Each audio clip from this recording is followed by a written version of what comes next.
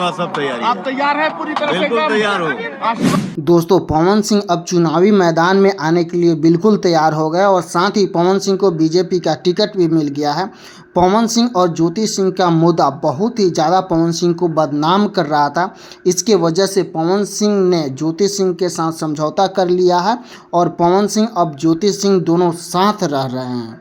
इसके बाद पवन सिंह के जो भी विरोधी होगा उसके पास कोई भी ऐसा मुद्दा नहीं होगा जिससे पवन सिंह को बदनाम किया जा सके।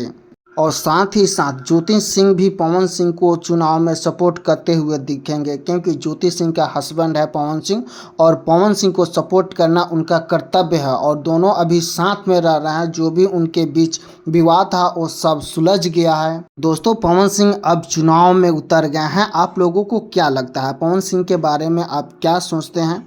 कमेंट करके ज़रूर बताइए। अगर चैनल पर नए हैं तो सब्सक्राइब जरूर कीजिए।